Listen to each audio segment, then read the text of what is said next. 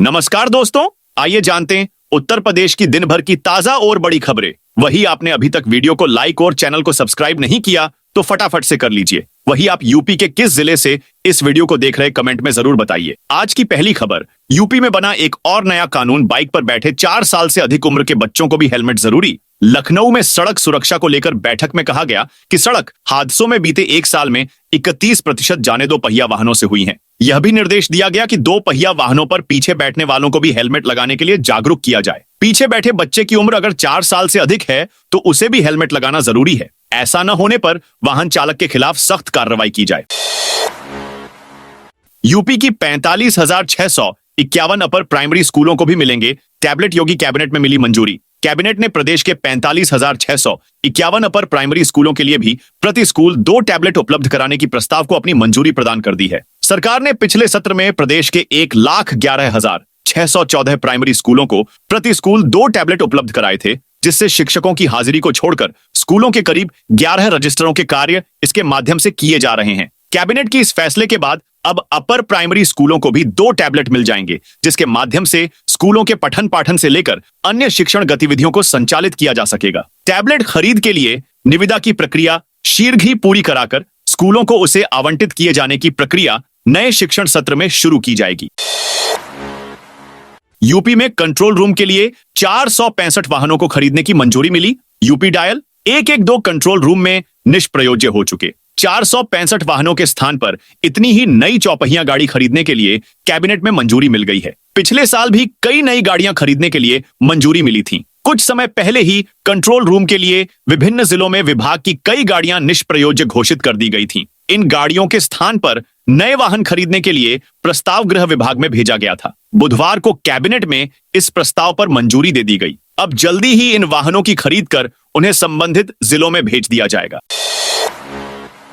मथुरा में 30,000 लीटर क्षमता के दुग्ध प्लांट को मिली मंजूरी। कैबिनेट ने मथुरा में 30,000 लीटर क्षमता के नए दुग्ध प्लांट की स्थापना को मंजूरी प्रदान कर दी है। इससे मथुरा में स्थानीय स्तर पर समय समय पर होने वाले दूध एवं दुग्ध उत्पादों की कमी दूर हो सकेगी। इस प्लांट की स्थापना में होने वाला धन सरकार देगी, लेकिन वह आर्ण के रूप में होगा और पीसीडीएफ प्रादेशिक डेयरी कोऑपरेटिव फेडरेशन को बाद में इसे चुकता करना होगा। भविष्य की संभावनाओं को देखते हुए प्लांट की क्षमता 1 लाख लीटर तक बढ़ाई जा सकेगी। उसी अनुरूप प्लांट की मशीनें भी लगाई जाएंगी। दुग्ध विकास विभाग ने कैबिनेट को 62,32,32,000 रुपए का प्रस्ताव भेजा था। कैबिनेट ने 67 करोड़ रुपए मंजूर किए हैं। इसमें पैकेट दूध के अलावा घी व मक्खन व पेड़ा और पनीर का उत्पादन होगा।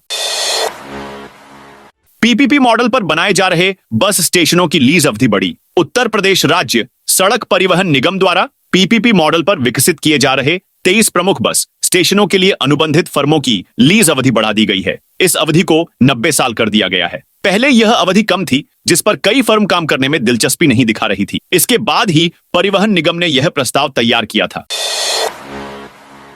महाकुंभ में पाकिस्तान से पहली बार आए 68 हिंदू। प्रयागराज महाकुंभ का आज 25वां दिन है। आज कई वीवीआईपी मूवमेंट आज महाकुंभ आए हैं। केंद्रीय मंत्री श्रीपद नाइक, भाजपा सांसद रविशंकर प्रसाद, हरियाणा सीएम नायब सिंह सैनी, मणिपुर के सीएम एन बीरेन सिंह ने संगम में स्नान किया। सैनी पूरे परिवार के साथ महाकुंभ पहुंचे थे। बोट की सवार भी की। पाकिस्तान के सिंध से 68 हिंदू पहली बार महाकुंभ आए हैं। इस ग्रुप में डॉक्टर, इंजीनियर और कारोबारी शामिल हैं। मेला क्षेत्र के सेक्टर 9 में स्थित श्री गुरु कार्शनी के शिविर में 3 दिन रहेंगे। महाकुंभ में एक बार फिर भीड़ बढ़ गई है। दोपहर होते होते संगम जाने वाले सभी रास्ते श्रद्धालुओं से भर गए। अब आसपास के जिले और प्रयागराज शहर के लोग परिवार के साथ महाकुंभ पहुंचने लगे हैं।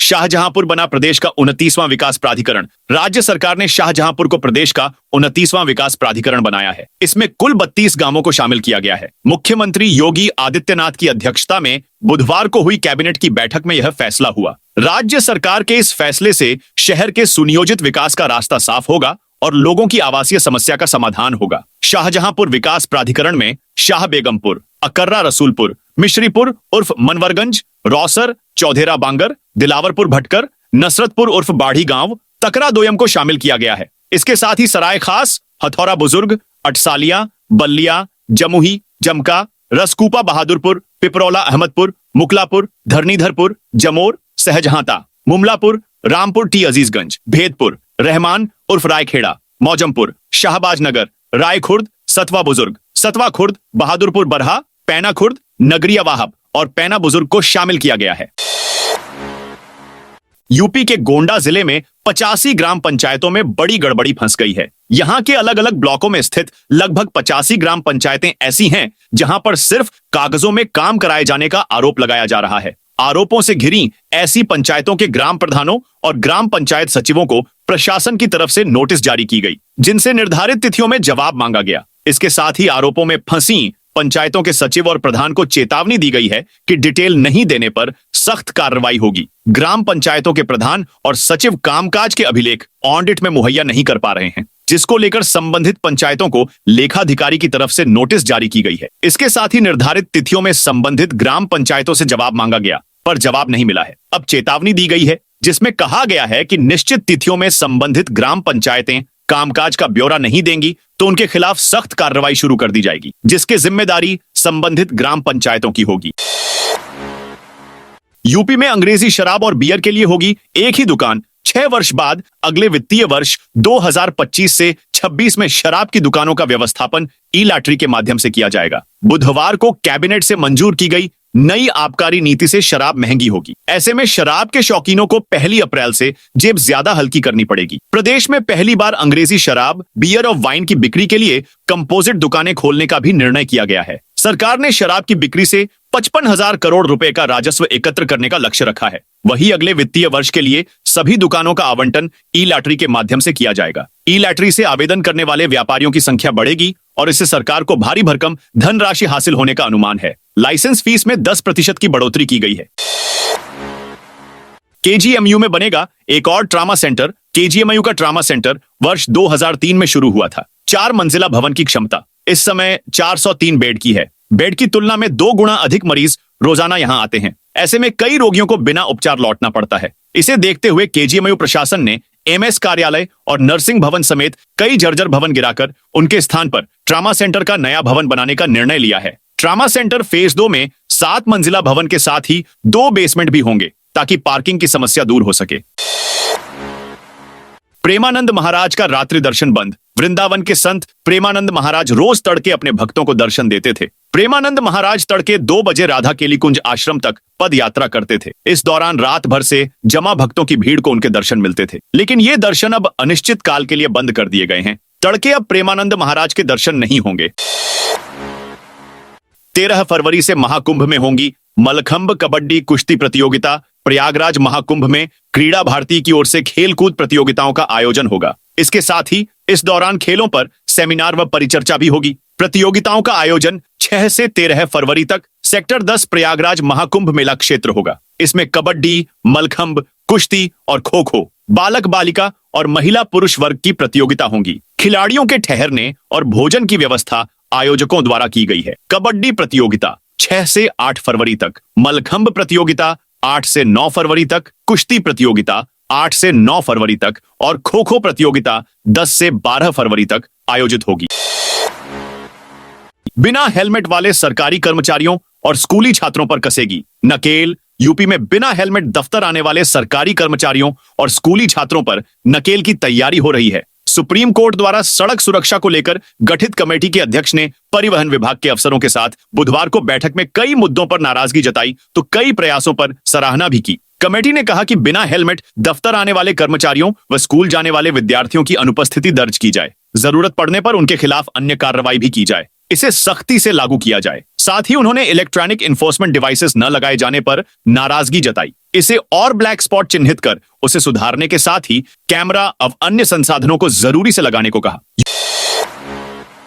यूपी में 10 करोड़ से ज्यादा बच्चे खाएंगे पेट के कीड़े मारने की दवा। राष्ट्रीय कृमि मुक्ति दिवस के मौके पर यूपी में 10 फरवरी को 1 से 19 साल के बच्चे, किशोर और युवा पेट के कीड़े मारने की दवा एल्बेंडाजोल खाएंगे। स्वास्थ्य विभाग ने इस बार 10.36 करोड़ बच्चों को इस अभियान के तहत कवर करने का लक्ष्य रखा है। 10 फरवरी को वंचित रह जाने वाले बच्चों को 14 फरवरी को माप अप राउंड में दवा खिलाई जाएगी। प्रमुख सचिव चिकित्सा स्वास्थ्य एवं परिवार कल्याण पार्थ सारथी सेन शर्मा ने कार्यक्रम की सफलता एवं बेहतर समन्वय के लिए गुरुवार को समस्त सहयोगी विभागों के उच्चाधिकारियों के साथ बैठक की। उन्होंने निर्देश दिया कि राष्ट्रीय कृमि मुक्ति दिवस के मौके पर समस्त विद्यालयों एवं आंगनबाड़ी केंद्रों पर कार्यक्रम का आयोजन किया जाएगा।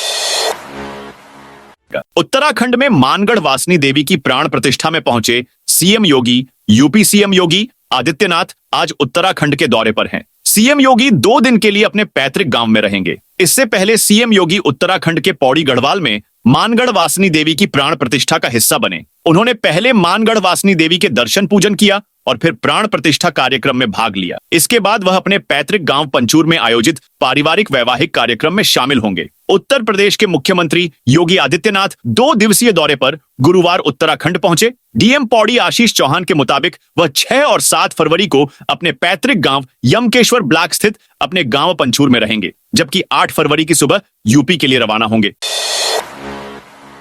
मिल्कीपुर उपचुनाव पर भड़के अखिलेश, चुनाव आयोग मर गया है, सफेद कपड़ा भेंट करना होगा। समाजवादी पार्टी के राष्ट्रीय अध्यक्ष अखिलेश यादव ने मिल्कीपुर उपचुनाव को लेकर बड़ा बयान दिया। गुरुवार को दिल्ली में संसद जाने से पहले मीडिया से बातचीत में अखिलेश यादव ने कहा कि यह भाजपा का चुनाव लड़ने का तरीका है। चुनाव आयोग मर गया है, सफेद कपड़ा हमें भेंट करना पड़ेगा। इससे पहले अखिलेश यादव ने कहा है कि अयोध्या की मिल्कीपुर विधानसभा उपचुनाव में भाजपा सरकार के इशारे पर लोकतंत्र और निष्पक्ष चुनाव प्रक्रिया की धज्जियां उड़ाई गईं। भाजपा और प्रशासन ने कई जगहों पर फर्जी वोटिंग की और जमकर धांधली की। आरोप लगाया कि मुस्लिम महिलाओं का बुर्का हटाकर उनकी पहचान करने के बहाने उन्हें भयभीत और अपमानित किया गया। पुलिस के बड़े अधिकारियों ने भी मतदाताओं का परिचय पत्र चेक किया। अप्रत्यक्ष रूप से मतदाताओं में भय उत्पन्न करके मतदान को प्रभावित करने का लोकतांत्रिक अपराध किया गया है।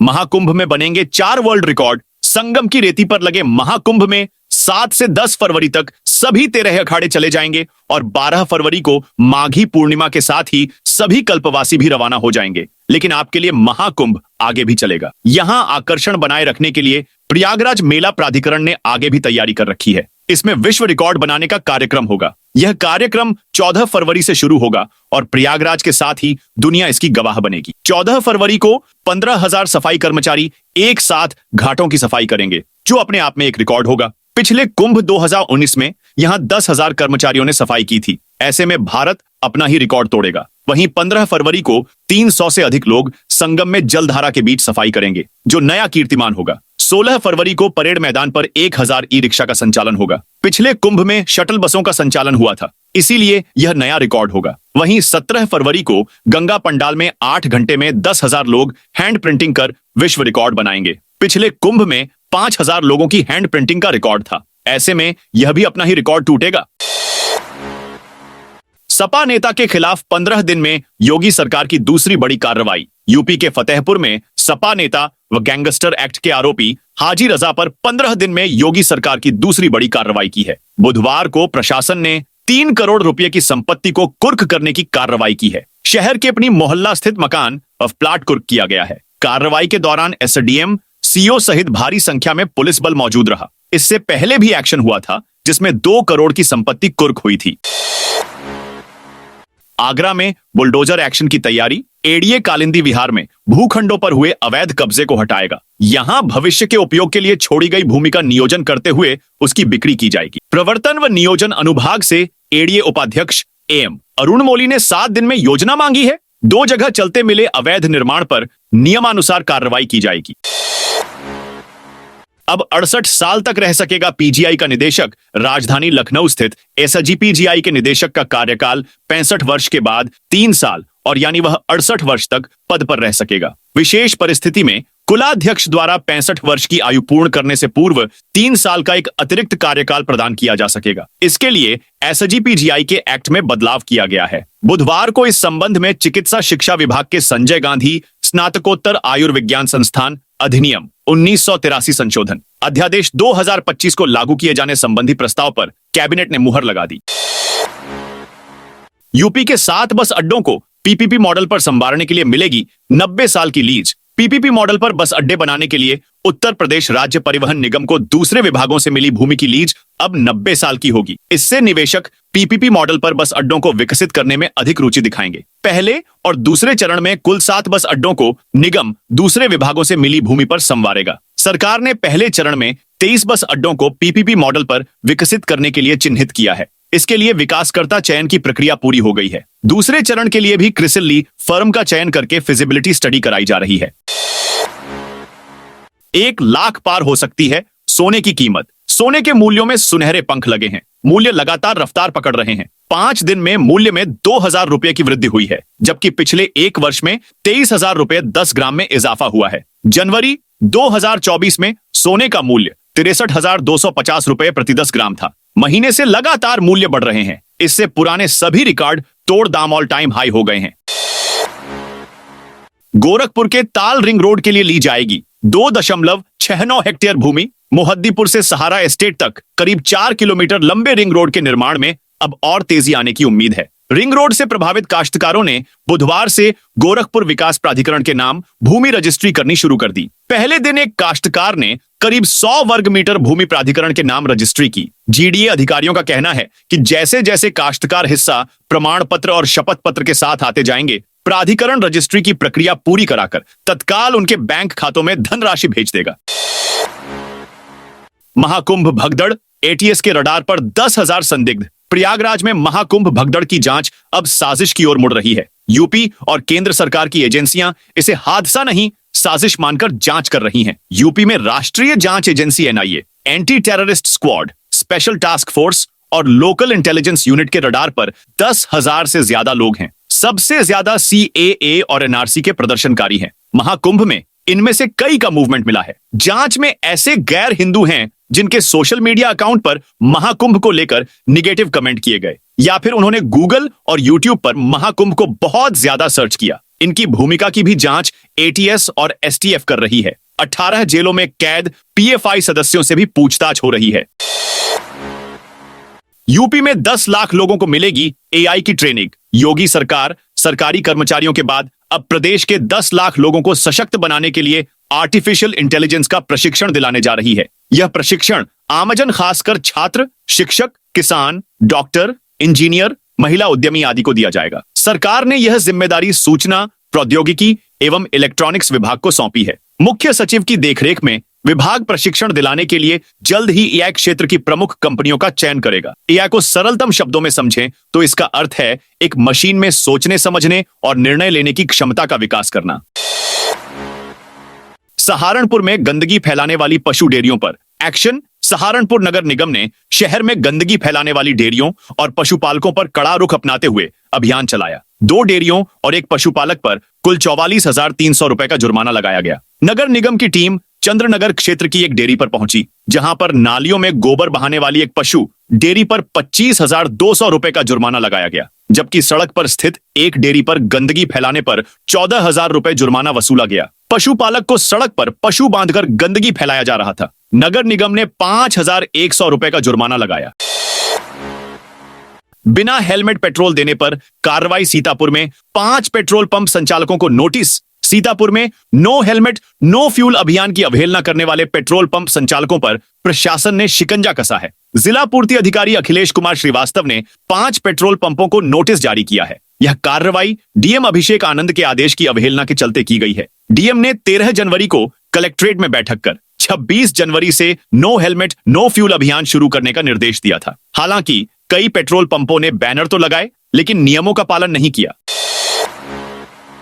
नागा सन्यासी 7 फरवरी से काशी जाएंगे। महाकुंभ का आज 25वां दिन है। मेला अभी 20 दिन और चलेगा। हालांकि तीनों अमृत स्नान पूरे हो चुके हैं, अखाड़े जाने की तैयारी करने लगे हैं। 13 में से 7 सन्यासी अखाड़ों के नागा साधु और सन्यासी यहां से काशी जाएंगे। अखाड़े 7 फरवरी से जाना शुरू कर देंगे, जबकि उदासीन के तीनों अखाड़ों के साधुओं ने जाना शुरू भी कर दिया है। बहराइच में तेंदुए की दहशत। जंगल से निकलकर 3 ग्रामीणों पर बोला हमला। यूपी के बहराइच जिले में तेंदुए की दहशत कम होने का नाम नहीं ले रही है। जंगल से सटे ग्राम पंचायत कारीकोट के मजरा बरगदहा गांव में गुरुवार सुबह एक तेंदुआ के घुसने से हड़कंप मच गया। तेंदुए ने 4 ग्रामीणों पर हमला कर उन्हें घायल कर दिया, जिसमें से 3 घायलों की हालत गंभीर बताई जा रही है। इन घायलों को प्राथमिक स्वास्थ्य केंद्र से सामुदायिक स्वास्थ्य केंद्र रेफर कर दिया गया है। 5 करोड़ से कानपुर लखनऊ हाईवे पर शुरू हुआ मेंटेनेंस। कानपुर लखनऊ हाईवे पर पिछले 7 सालों से हिचकोले खा रहे लोगों को अब गड्ढों से राहत मिलेगी। रामादेवी फ्लाईओवर से 5 किलोमीटर के दायरे पर भारतीय राष्ट्रीय राजमार्ग प्राधिकरण ने मेंटेनेंस का काम शुरू किया है। मार्च माह के अंत तक NHAI हाईवे के मेंटेनेंस का काम पूरा कर लेगा। अमेरिका से भारतीयों को डिपोर्ट करने पर भड़की मायावती। बहुजन समाज पार्टी की प्रमुख मायावती ने अमेरिका द्वारा 104 भारतीय नागरिकों को निर्वासित किए जाने को लेकर कड़ा विरोध जताया है। उन्होंने इस घटना को अति दुखद और देश के स्वाभिमान को ठेस पहुंचाने वाला बताया। मायावती ने कहा कि कैदियों से भी बदतर हालात में वापस लौटाए गए भारतीयों के संबंध केंद्र सरकार का बयान लीपापोती करने वाला है। बसपा प्रमुख ने एक्स पर पोस्ट करते हुए कहा, महिलाओं व बच्चों सहित गुजरात, पंजाब और हरियाणा समेत अन्य राज्यों के 104 भारतीयों को हथकड़ी व पांव में बेड़ी डालकर अमानवीय तरीके से अमेरिका द्वारा सैन्य विमान से वापस भेजे गए भारतीयों का मामला अति दुखद है। यह देश के स्वाभिमान से जुड़ा व ठेस पहुंचाने वाला है। कैदियों से भी बदतर हालात में वापस लौटाए गए भारतीयों के संबंध में केंद्र सरकार का आज संसद में दिया गया बयान घटना की गंभीरता एवं उससे भारतीयों को पहुंचने वाले दुख व शर्मिंदगी को देखते हुए संतोषजनक की बजाय लीपापोती करने वाला ज्यादा लगा। सरकार मामले को पूरी गंभीरता से ले।